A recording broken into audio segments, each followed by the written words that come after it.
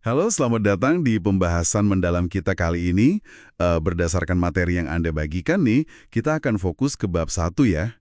Kita mau bongkar salah satu konsep paling fundamental di balik suksesnya raksasa teknologi ya kan, yang Anda pakai tiap hari lah, medsos, transportasi online.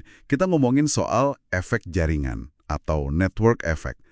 Jadi intinya apa sih sebenarnya? Konsep dasarnya kayaknya sederhana ya. Sebuah produk atau layanan gitu jadi lebih berharga kalau makin banyak orang yang pakai. Iya, betul. Simple. Tapi implikasinya, wah ini kayaknya bakal kita lihat gede banget ya. Banget. Dan ini bukan ide kemarin sore loh. Udah ada akarnya dari lama. Oh ya, Theodore Vail, dia presiden AT&T, itu udah nangkep esensinya lebih dari seabad lalu, tahun 1908. Beliau nulis, dan ini intuisi yang luar biasa sih buat zamannya. Dia bilang gini, telepon tanpa koneksi di ujung lain itu salah satu hal paling nggak berguna di dunia. hmm. Nilainya, katanya, itu bergantung pada koneksi dengan telepon lain. Dan nilainya itu naik seiring jumlah koneksi. Keren kan pemikirannya waktu itu? Itu dalam banget sih pengamatannya. Jadi nilai sebuah telepon atau ya aplikasi sekarang lah ya, itu benar-benar tergantung ada orang lain nggak di jaringan itu. Gitu ya. Iya, iya. Kayak media sosial kalau sepi gitu, atau aplikasi ojek online tapi nggak ada driver atau penumpang lain di sekitar kita, kan jadi kurang berguna atau malah nggak fungsi sama sekali. Persis, persis banget. Vail itu juga nunjukin ada dualitas penting yang, masih relevan banget sekarang.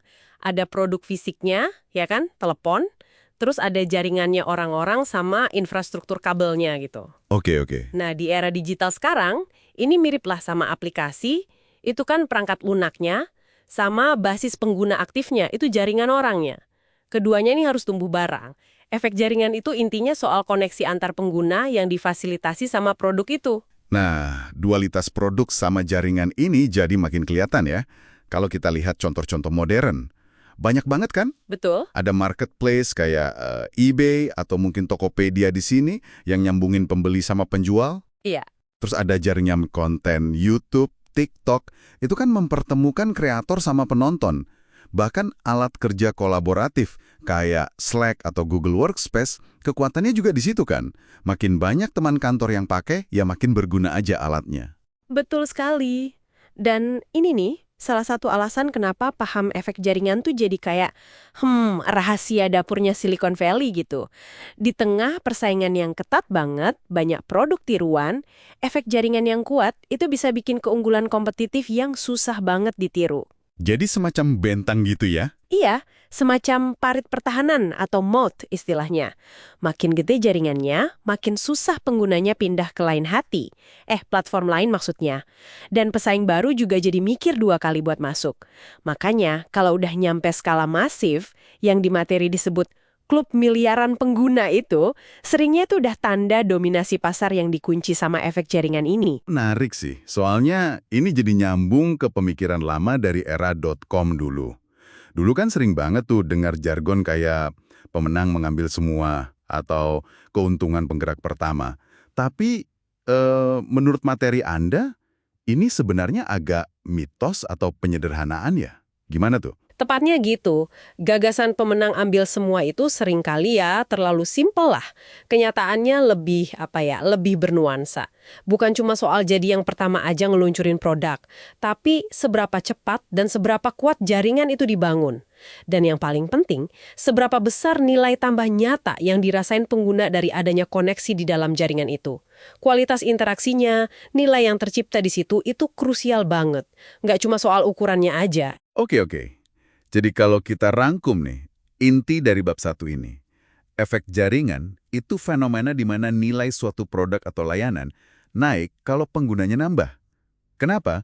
Karena nilainya itu datang dari koneksi antar pengguna itu sendiri. Betul. Konsepnya tua banget dari zaman telepon, tapi malah jadi makin relevan ya sekarang.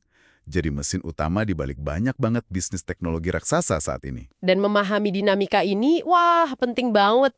Nggak peduli Anda lagi bangun startup teknologi, atau kerja di industrinya, atau mungkin mau investasi, atau ya sekedar pengen lebih ngerti aja dunia digital di sekitar kita ini kerjanya gimana, ini bukan cuma istilah keren doang, tapi ini fondasi model bisnis yang nilainya triliunan dolar dan ngebentuk cara kita interaksi dan transaksi sehari-hari. Nah, Sebagai penutup nih, sekaligus bahan renungan buat Anda di rumah, coba deh pikirin, aplikasi apa yang paling sering Anda gunakan?